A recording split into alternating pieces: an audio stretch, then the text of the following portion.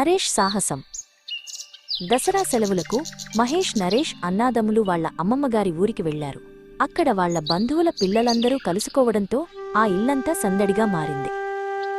అందరూ కలిసి ఎంతో ఆనందంగా ఆడుకోసాగారు.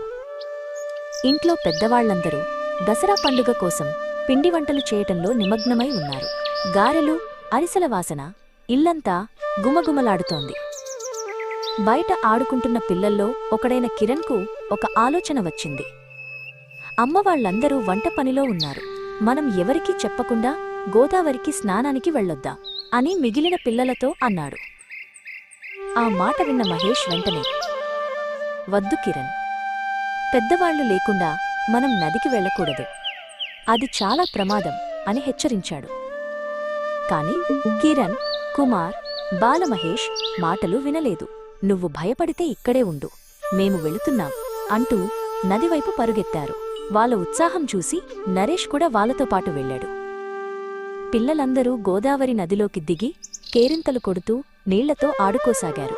నదిపైకి ప్రశాంతంగా కనిపించినా లోపల నీటి ప్రవాహం బలంగా ఉంది. అకస్మాత్తుగా నీటి ప్రవాహం పెరిగింది. కుమార్, బాల సుడిగుండంలో చిక్కుకుని కొట్టుకుపోసాగారు. వాళ్లను కాపాడటానికి ప్రయత్నించిన నరేష్ కూడా ప్రవాహంలో చిక్కుకున్నాడు. కాపాడండి, కాపాడండి అని గట్టిగా అరవసాగారు. భయపడిన నరేష్ ధైర్యం కోల్పోలేదు. ఒడ్డున ఉన్న ఒక పెద్ద మర్రిచెట్టు ఊడను గట్టిగా పట్టుకున్నాడు.